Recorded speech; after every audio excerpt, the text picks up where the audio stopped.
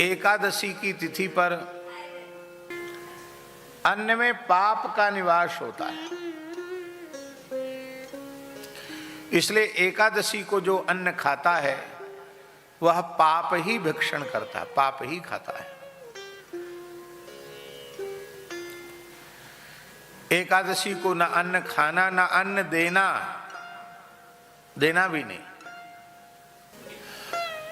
सर्वोत्तम पक्ष है कि प्रत्येक एकादशी निराहार हो। निराहार माने कुछ भी ग्रहण न किया जाए, जल भी ग्रहण न किया जाए, ये सर्वोत्तम एकादशी है। हमारे ब्रज में, चित्रकूट में, अयोध्या जी में अनेक संत ऐसे हैं जो वर्ष भर की एकादशियां निर्जल ही करते हैं, जल भी नहीं लेते। एक दो की संख्या में नहीं, ऐसे संत सैकड़ों की संख्या में, गृहस्थ भी हैं।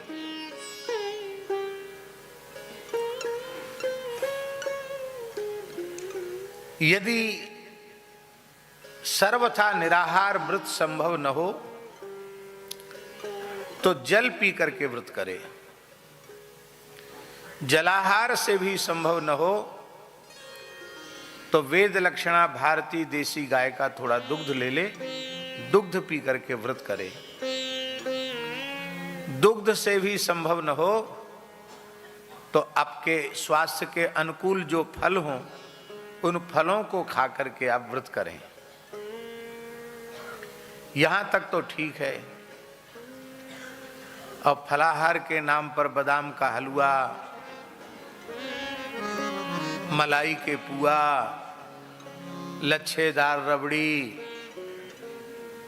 और सिंघाड़े का हलवा और क्या क्या चीज बनती, कूटू की पूड़ी हैं, पकौड़ी,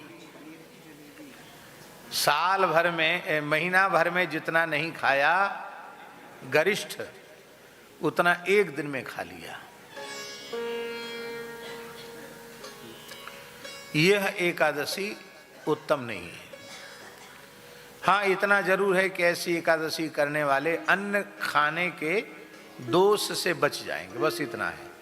पर एकादशी व्रत का कोई विशेष पुण्य उनको नहीं होगा। भगवान ने गीता में स्पष्ट कर दिया, क्या करना क्या नहीं करना इसमें व्यक्ति विशेष प्रमाण नहीं है, किसी की लौकिक मान्यता प्रमाण नहीं है, इसमें शास्त्र ही प्रमाण है। और शास्त्र कह रहा है कि सभी एकादशियां करना चाहिए, तो किसी एकादशी का निषेध नहीं है। बहुत सी जगह ऐसा भी लोग कहते हैं कि सधवा स्त्रियों को एकादशी नहीं करनी चाहिए, सौभाग्यवतियों को नहीं करनी चाहिए, विधवा स्त्रियों को करना चाहिए। मैंने तो आज तक किसी पुराण में पढ़ा नहीं, किसी ग्रंथ में देखा नहीं। ये ऐसी कुछ अशास्त्रीय बातें, मनगढ़ंत कपोल कल्पित बातें समाज में प्रचलित हो जाती हैं भ्रम के रूप में, और उससे धर्म की बड़ी हानि होती है। और होता क्या है,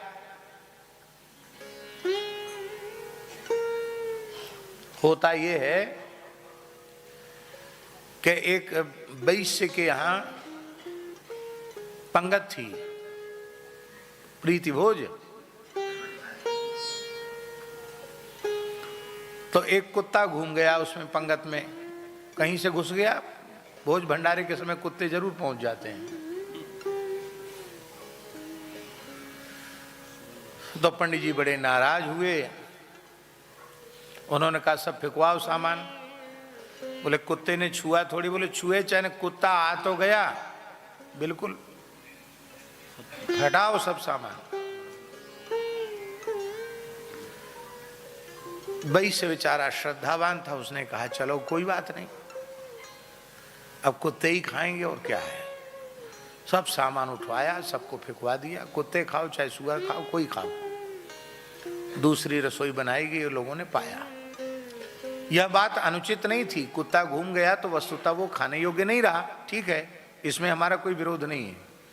लेकिन उन्हीं पंडित जी के यहाँ उनके लड़के के ब्याह के प्रीति भोज में एक कुत्ता घुस गया उनके यहाँ भी। अब वो संयोग की बात है, वो वैश्य भी व्यवहार के नाते वहां भोज में गया था, उसने हल्ला मचाया, कुत्ता घुसा कुत्ता घुसा, तमाम लोग हल्ला मचाने लगे, कुत्ता घुसा कुत्ता घुसा। अब हम लोग नहीं खाएंगे, कुत्ता घुस गया इसमें। पंडित जी बोले जरूर है तो बहुत बुरी बात, कुत्ता घुस गया, हम पोथी देखते हैं। तो उन्होंने पोथी देखी, बोले वाह किस रंग का कुत्ता था? बोले लाल रंग का था। वो वाह क्या कहना, बड़ा शुभ होता है, लाल कुत्तम परम उत्तम।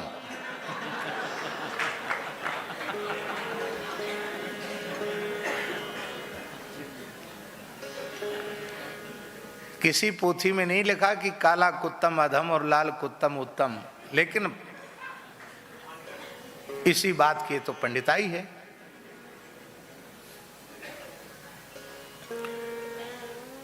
आप्त वाक्यम प्रमाणम, आप्त पुरुषों के वचन प्रमाण होते हैं। व्यास आदि ऋषि आप्त पुरुष हैं, उनके वचन प्रमाण हैं। इसलिए हमें शास्त्र को ही प्रमाण मान करके जीना चाहिए।